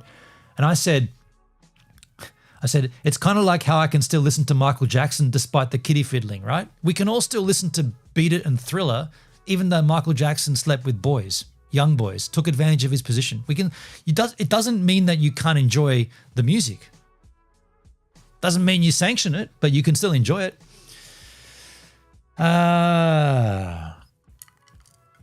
Is it the YouTubes or the tubes of you? I reckon it's the tubes of you. I like it. It's not my YouTubes though. YouTube hates me.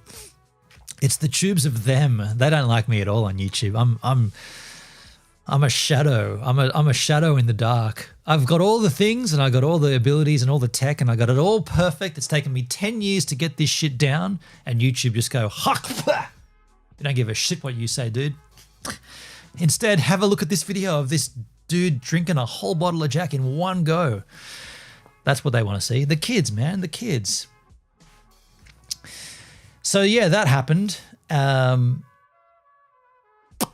surprisingly, I'm not complaining. You might think this is me complaining. I'm not complaining. If I was complaining, I'd be like, fuck this. This is bullshit. I've had enough of this fucking shit. I'm never going to upload again. No, I'm not doing that. I'm being a realist about it. And ask me again in 10 more years. Nah. There's other ways to like monetize. There's other ways to do stuff. And I think, I don't know, like, I had a good run, you know?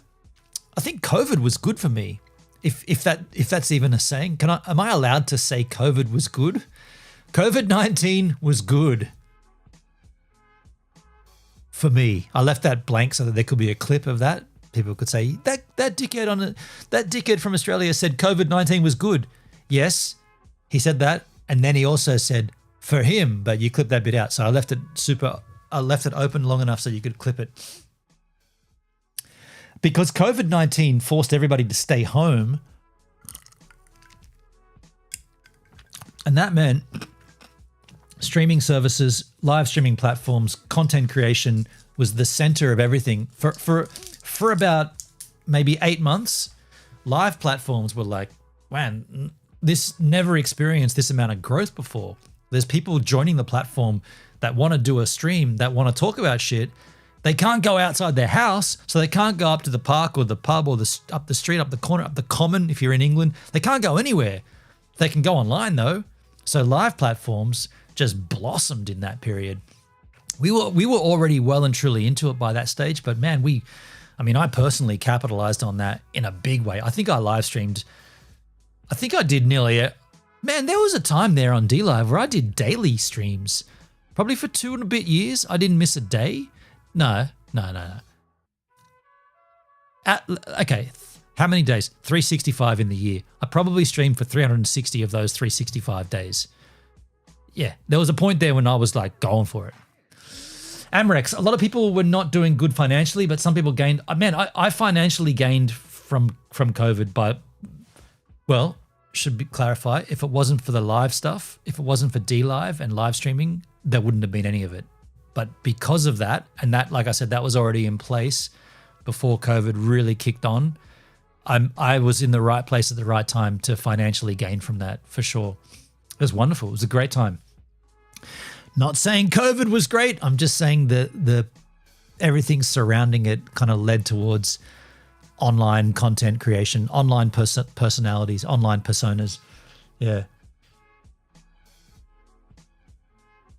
Yeah, I mean, I'd call that I'm picking my nails here. My girlfriend hates when I do this.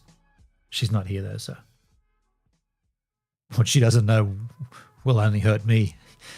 I've never had a nail clipper. I mean, I've got them for my toes, but I use my fingers. I mean, my teeth. You know, I'm pretty well manicured here. Amrex, also tell people you can work from home instead of an office. Totes. There's some similarities. There are some similarities. Yeah. There's some similarities. Hey, Charles, do you have a Stream Deck? Do you have a Stream Deck? You know what a Stream Deck is? We should do a giveaway. I should give one of these away. I still got an old one here. This is a Stream Deck.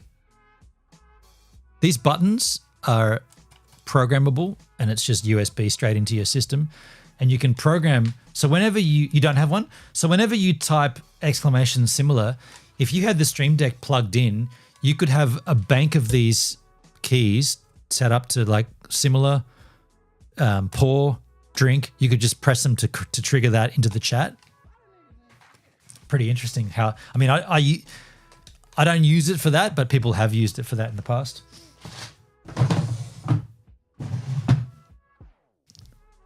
But working from home was an interesting concept. Not the only streaming I do is on the toilet. Okay. By the way, I want to remove. I'm just looking at that camera. I want to remove some red from. I feel like I know I'm over. Like I'm flushed right now. I'm well slept and I'm feeling good in life, and I'm a really good guy and I'm really strong right now. I feel really. Just I've had an interesting couple of weeks, and I feel like I'm on the other side of it, and like I'm feeling really confident in who I am, and it's a I don't want to get into the specifics, and I don't want to get too deep, but there is something that's occurred, and it's pushed me. It's tapped me into the idea of, you know what? No. Can I just back out? I'll just back out. Just reverse from that, because I don't want to jinx anything. But what I want to do here, though, I want to just see if I can take out some red. Wait, why is my camera 1280 by 720? It should be 1080. 1920 by 1080. This is going to fuck shit up, but I'll do it anyway. It didn't. Okay, why did my camera... Okay. It's on 1920 by 1080 now. It was on 720. So let me just add some, take out some red here. Can we take out some red? Hue shift. Okay, that's perfect. I've nailed it. Sorry, what were you saying? I was just trying to take out some red out of my, No.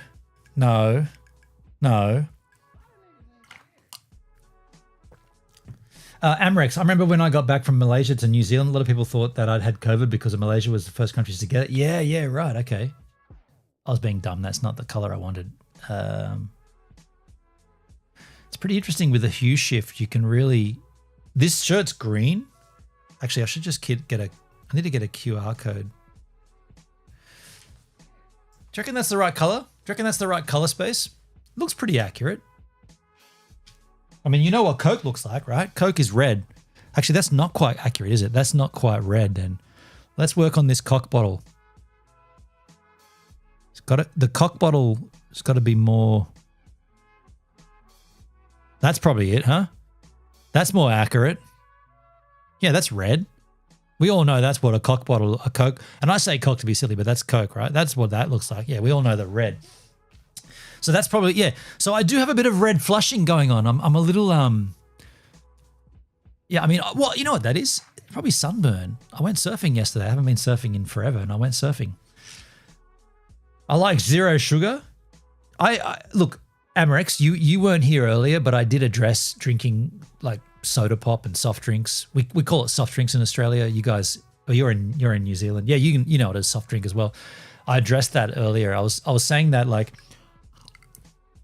you shouldn't drink it. It's really bad for you. Even the zero sugar stuff, it's just so unhealthy. The only thing you should be drinking for rehydration is this, right? Glass of water.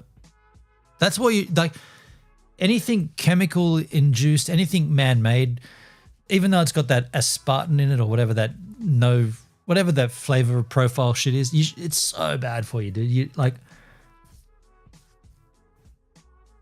I sound like I'm knowledgeable here. I'm not knowledgeable about it, but it doesn't make sense, right? Like if you put that shit into your body, then your body has to fight to clean it up. Now, I am drinking it, and I realize that, and I was saying that I only ever drink it when we have like a special bottle of Jack to mix. That's the only time. I remember one of my friends drinks Monster Energy at 9 o'clock in the morning. Dude, that shit is so bad for you. I actually had one, funnily enough. I had one last week. I had a V Energy drink. There was one time when I actually needed it's a bit embarrassing, but I needed, it's not embarrassing, but it's a bit shameful, but I did need some help, and I ended up getting a V Energy drink. And yeah. I don't know if it helped, but I performed adequately. But if you're drinking that shit at 9 a.m. in the morning, I know people start their days with that. Like there are people that cannot begin their regular day-to-day activities without one of those energy drinks. Mind you, just to put this out there, it's not that much different than drinking coffee. I'm just saying, right? Coffee. I've always had this thought in my mind, and not always, but I have expressed it before. People that say, you shouldn't drink alcohol. It's really bad for you. It's a drug. You shouldn't drink alcohol. It's super bad. Can't wait to get up early and go for my coffee at my regular cafe. It's like, what are you going to do that for? Oh, I can't begin my day without my cafe latte and then a bagel. It's like, so you're addicted to a drug. You're addicted to the coffee, the caffeine, right? No, I'm not addicted. So how often do you drive past that cafe and just go straight to the office? No, never. I always go through, always get it. So you are addicted. Well, I have a shit day without it. So you're addicted to it. You're addicted to caffeine. It's the same thing, right? What's the difference? This one, only sociably accepted in the form of Friday afternoon, chilling out, whatever, hanging out with your mates. That's accepted. Coffee, accepted for morning smoko on the tools, whatever. They even put it in like iced coffee drinks to make it. Well, if it's too hot to drink a coffee, you can still have a cold one. They don't make beer warm. They don't make like liquor warm. It's only cold. I don't know. Well, all I'm saying is like it's funny where one is like super accepted, and like the other is like you can't walk up the street with a beer. Well, you can in Germany and Amsterdam and whatever, but in Australia, if you walk up the street with an open beer, you're going to get arrested, right? But you can walk up down the street with an open coffee.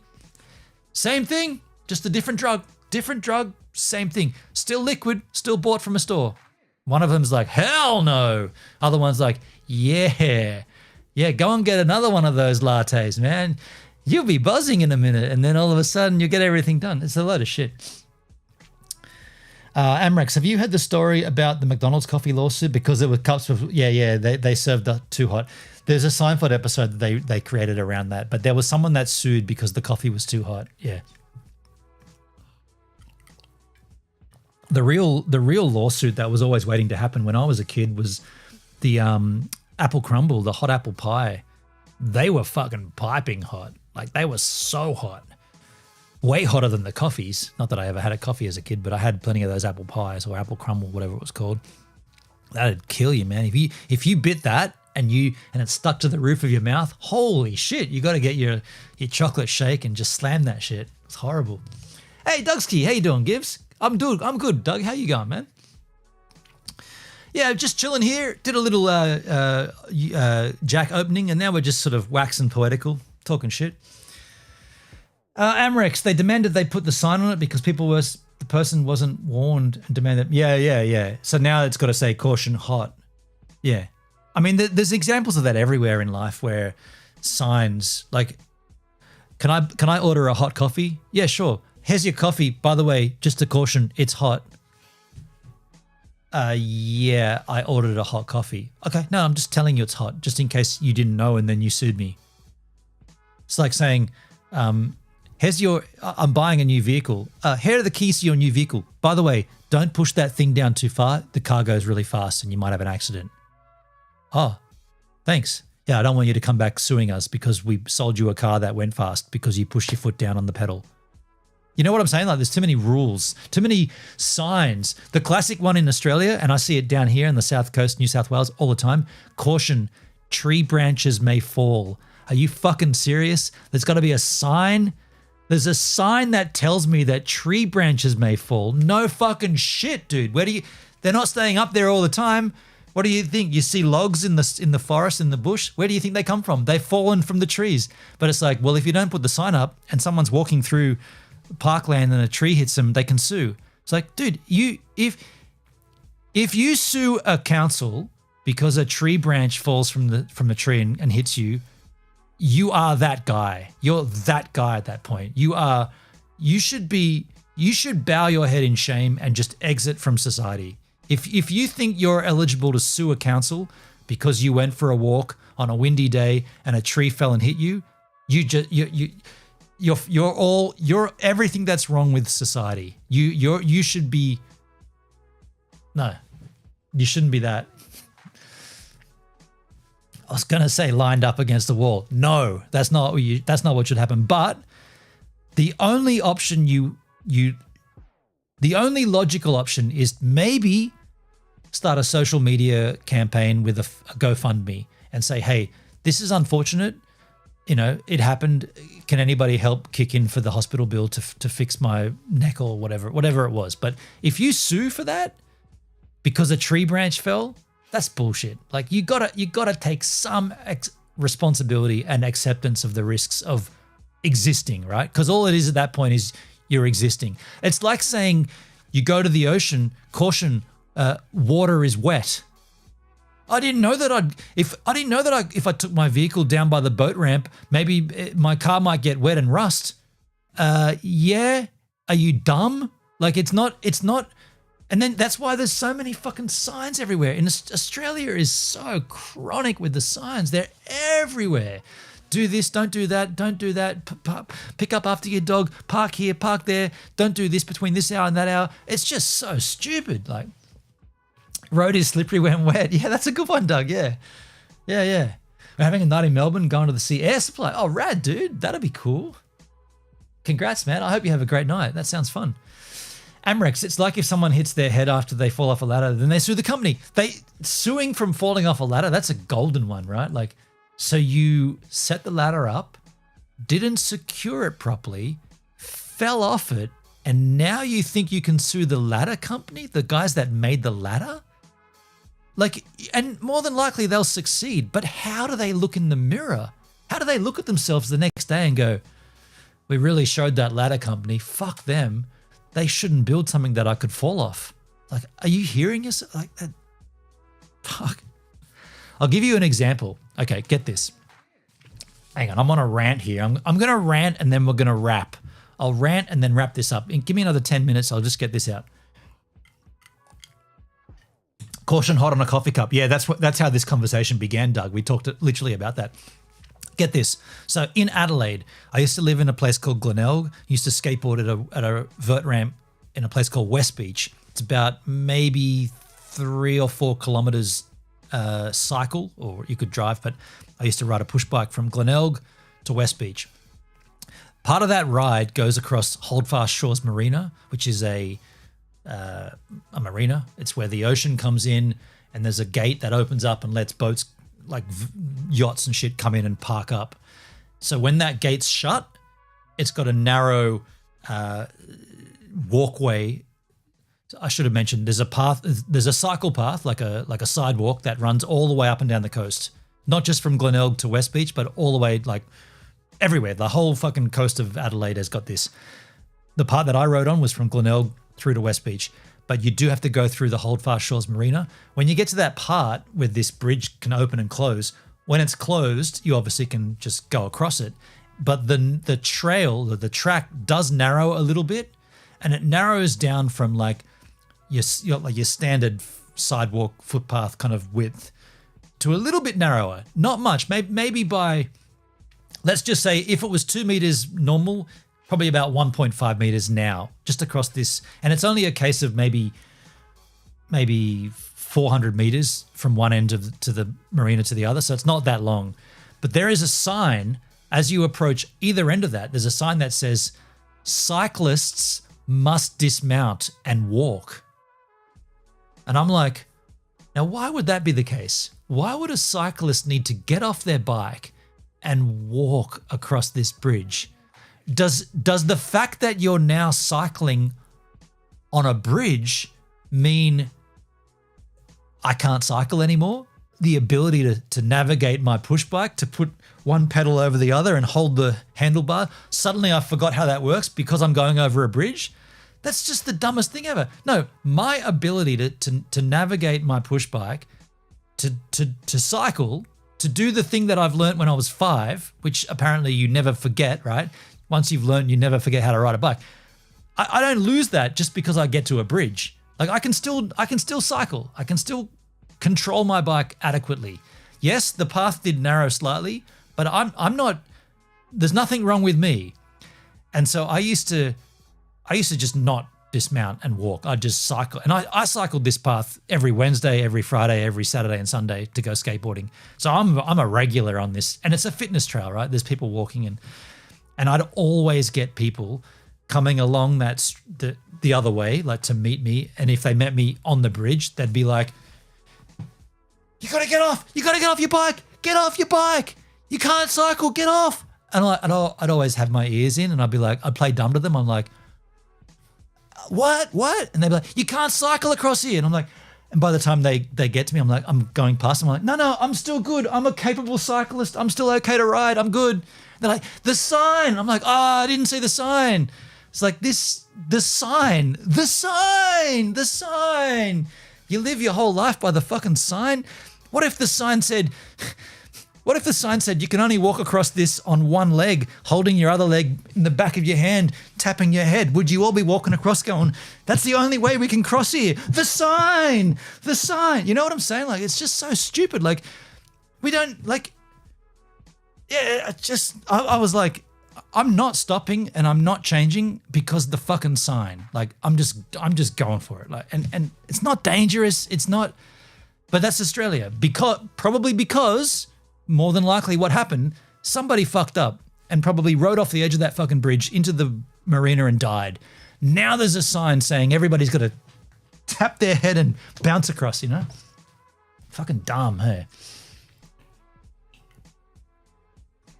Mr. Beast got sued because someone broke their bones in one of his challenges. I mean, that's dumb, right? If you enter the Mr. Beast arena, you accept responsibility for what goes down. Like, God, man. Someone should start a GoFundMe to counter-sue the person who sued Mr. Beast, because I'd support that. Oh, okay. How about this, folks? This is how Mr. Beast looks.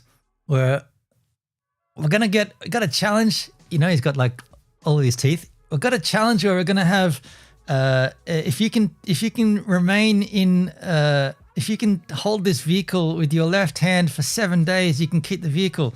And then someone says, "My left hand got a cramp and I can't hold my wrist up anymore because of the cramp." It's like, so run that by me again. You entered the competition. What was the competition again? To remain holding to this car for 7 days. That was the competition. So did someone force you to do that? No. You willingly went and did that. And now you can't work your left hand correctly. Is that what I'm understanding? Okay. And you think you can sue him because he organized it, yet you willingly entered it. Like, at that point, they should just throw that shit out and say, "You dickhead, go away and think about what you've done wrong," because it doesn't compute, right? It doesn't compute. Apparently someone sued him one of his running challenges because they tripped. I'm flying to Tasmania next Wednesday. I'm going to sue the airline because my ears popped. We went up too high and I had an earache because we went too high and the compression. That's so fucking stupid. The world. You know, we're talking about this like it matters. We're talking about this like it's a big thing. None of this shit matters, right? By the way, the last 1 hour and 54 minutes. None of the stuff I've talked about matters. None of the reviews, none of the jack. People are dying, right? A dude got shot in the neck for a political view. People are dying. That chick that got stabbed in the train, she's Ukrainian. She got stabbed because there was some mental guy behind. There's so much more on the planet that needs worrying about. And here we are, tree branches may fall. It just seems comical. Not in the funny way either, like comical as in doesn't make sense. Like if there are aliens and they're looking down on this planet, they'll be like, really? You guys? That's what's going down there? Man, we're over there on planet Yip Yap Tau Tau, and we got this shit sussed. You guys are so fucked up down there. Like, no wonder we're not coming down to talk to you, because you guys have just fucked everything yourselves. So we'll just leave you down there, and we'll continue on in our other galaxy existing on a higher plane. You guys can argue about fucking tree branches falling and cyclists must dismount. You can have all that shit. We've already got our stuff way going. Like, we're far, far advanced from you guys. Tassie will be cold. Yeah, man, I tell you. Yeah, my girlfriend's been telling me how cold it is. It's cold down there. Tasmania is stunning. So I'm going to go down there next Wednesday and then again for Christmas. And then after that, I'll be going down for a bit more of an extended stay with Govan to explore. And I'm going to steal my girlfriend. She doesn't like camping, quote unquote, but I'm going to steal her. And we're going to get at least a night away. I reckon we get 2 nights away. I reckon I'm going to try to steal her for 2 nights. But either way, I'll be doing a road trip through Tassie. Oh, the other news is Govan has a new timing belt. Nothing on here that can give me away. I'll just cover my phone number. Govan has a new timing belt, and look at that price. Balance due, $1,970. Not $3,500, which I was quoted originally from a Deleca guy who would come down, mobile mechanic, and fix it. He quoted me $3,500. I went to these guys, McCarthy's in my local town. They quoted me $2,500. I went in, got it done. Sweet, beautiful family business, husband and wife. Crystal, her name is. Crystal, I go to see her to pick it up yesterday, and she goes, oh, and everything's done. By the way, Innes, the mechanic, he told me original timing belt. A Mitsubishi factory timing belt still in Govan.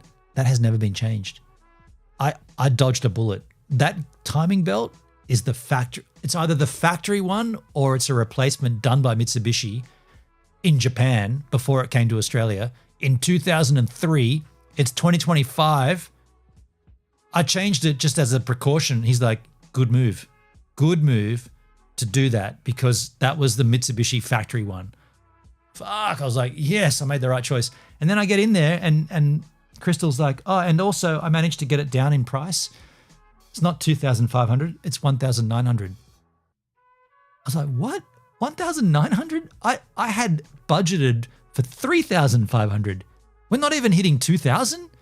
I'm like, what do you drink? What's your poison and what's your husband's poison? She's like, he drinks Tui's New and I drink Moscato. I'm like, stay here. I run across to the BWS, come back with a bottle of wine and a 6-pack of beer. I'm like, I'm so thankful that like they could have charged me 2.5 and just waffled on about it, but they didn't. They did the right thing. I'm like, yep. Thank you so much. Done. Fixed. I have a new timing belt. Are you putting the van on the ferry? Yeah. Yes, I'll be going on the Spirit of Tasmania. Good insurance. Yeah, like timing belts need to be done every 100,000, and Govan's done 217,000. And as far as this mechanic could tell, that original timing belt is the actual original one. If not, it's a replacement that they did before Govan came to Australia from Mitsubishi in Japan. So I reckon I dodged a pretty big bullet there. Like, if and for those that don't know, and I didn't know, like I'm not mechanically minded, but apparently if the timing belt explodes, it's a catastrophic failure, and the on effect in a petrol engine fucks everything. Like if that timing belt snaps, everything else around it completely and you write the vehicle off at that point. So I'm so stoked that this only cost $1,970. Yeah, you cannot believe how thrilled I am at that. I was like, yes. Anyway, people are dying all over the planet, and I've just saved a little money on a timing belt, and it seems like my life is back on track. That sounds crazy. Let me say ta-ta to you tonight, and I'll speak to you guys tomorrow. We'll do maybe a music stream tomorrow, or maybe a call-in. I always put it out there. We can call in if you want, but at this stage, I would love to hang out with you guys tomorrow and just shoot the shit. I've got to run now and cook a barbecue for the family, but thank you for hanging out with me. Thank you. I'm about to say thank you to Jack Daniels. No, I don't get this product for free. I used to. There was a period in my channel life when I did get Jack Daniels products for free. There was a slight window of flow from Brown-Forman. That all dried up when, I won't say her name, but she left the Australian brand ambassador for Brown-Forman. I had a direct in with her, and yeah, she left the company, and that ended my connection. Good night, Gibbs. Thank you, Charles. I guess I'll see you guys tomorrow. Cheers all. Have a great time. Enjoy yourselves. See you later. I'm still thinking about putting in music over this or just something. I don't know. Like at this stage, I'm just exiting the stream, but it's kind of funky, I guess. It might need a little bit of work, but I think it's cool that you get the reverse camera and you can see me packing up, and it is what it is. I mean, stuff happens at the end of the stream, doesn't it? Sometimes, not this time though.